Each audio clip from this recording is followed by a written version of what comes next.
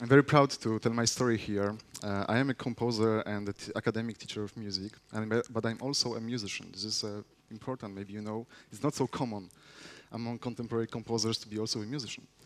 In music we have still this romantic perspective on creation, this very irrational process and so on. This is definitely what my talk is not going to be here about. I was always interested how this whole thing works. So at first I approached it through the evolutionary and cognitive psychology. I would also go into neuroscience if I only had fMRI stuff in my lab, which is of course impossible. So then I proceeded with so-called artificial intelligence information processing techniques.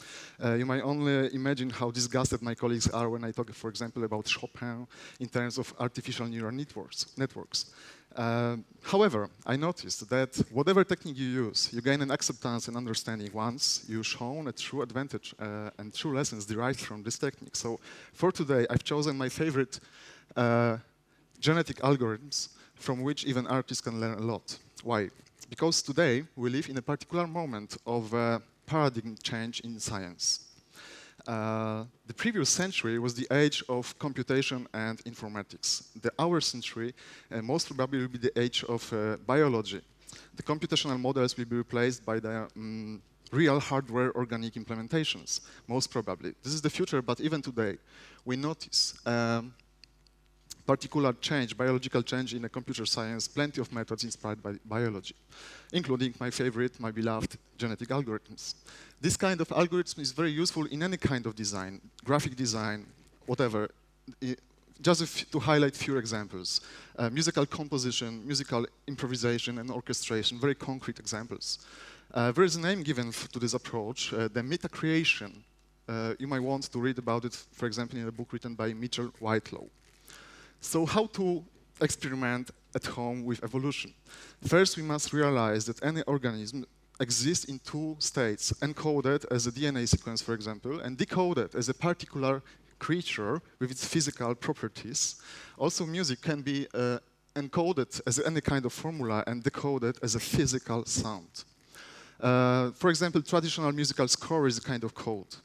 For my own purpose, I use my own, I represent musical parameters like tempo, rhythm, volume, for example, as curves or trends, because I suppose, in my opinion, this is how we hear the music. We observe long-term processes rather than particular notes. So, for example, these are two curves, tempo and register curve. I think both are intelligible in this short sound example. This is a tempo curve, and the register goes up.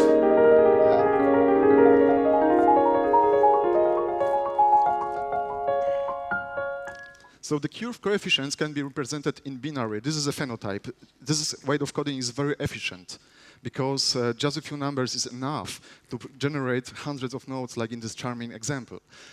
So the curve's coefficient can be represented in binary as kind of chromosome. There is no evolution without modifications. So the chromosomes perform mutation, random mutation, or get some pleasure performing a crossover with another individual. So now we are ready to to take any programming language and create a simple homemade model of the evolution. So the population of the individuals becomes a set of musical ideas. The fitness is tested in the environment. In music, the audience performs aesthetic valuation of the particular idea. If the fitness is low, the genes die. Otherwise, the genotype replicates and the whole cycle, evolutionary cycle, repeats. In music, we would rather say about the combination, transformation of ideas. This is how parents create offspring and the next generation of individuals appears. So, simple example, this is a shortcut prepared from different stages of the working of the algorithm to give you just sense how the music evolves. At the very beginning, the sound is really like, pretty like contemporary music. Unshaped mass of sound evolves from generation to generation, and this is not defined now. Suddenly some rhythmic patterns appear, and some harmony appears. And finally, the music emerges, music becomes.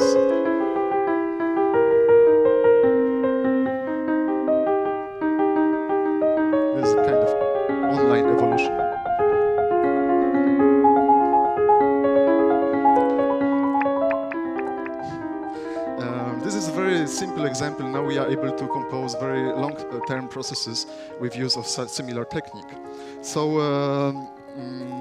this process is interesting as it is, but one can say, if you can, you do. If you can't, you write a program. Yes, but of course, such a music could be composed manually, but there would be no lesson and no fun, of course. So, what can genetic algorithms teach us? This is the happy result, the final phenotype of what you have just heard. So, what can genetic algorithms teach us? First, we learn about the power behind populations of small agents. By the way, today in China, there are 50 million people studying the piano. 15 million. Someday, of course, one of those guys must win a Chopin competition. This is a case of statistics, simple statistics. The power comes from searching for solution in many different places simultaneously. Let's imagine the space of all possible solutions as a kind of map. The individuals stroll through this map. There are places of different fitness level. In terms of optimization, we say about local and global optimum. So the point is here that there are some good solutions, temporarily sufficient locally, but there are better words, the global solutions. We shouldn't forget about it. While the genetic algorithm works, we might observe tendency to create clusters of similar solutions. This resembles the uniforming role of the tradition in culture. Traditional solutions, you know, are good locally, temporarily, but they are not always the best solutions. So, but they are very good as a starting point for further searching. To transgress the tradition, we must push the individuals out of clusters and spread them away across the space. Then is a better chance that some heroic individual will find a better solution and the others will follow him or her. So very important rule and very important lesson, need for diversity. Any improvement in population is possible only by preserving diversity. This one might call it KID's rule, KID is different. Algorithm works for a few minutes and we observe its performance online, yeah? With keeping fingers in front of the screen. And sometimes it seems that the population is too invariable and the algorithm is going to get stuck. But suddenly some crazy mutation appears and better solution emerges. The leader spreads its genes across the population and all happy together go to the higher level of evolution, transpose to the higher level of evolution. So the next lesson would be that evolution follows successful, effective revolutions. The heart of the algorithm is the fitness measure module here. This is a crucial point because the life or death decision is made here. So the next lesson would be that the environment is at least a co-author of the artwork. This may bother some of you, especially if you are artists. Yeah? But what indeed is the environment here?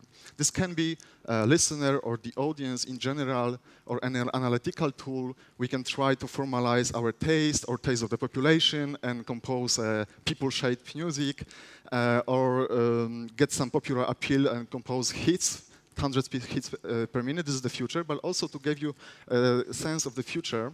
I'm working now on the EEG system for composing music online with use of brain activity only.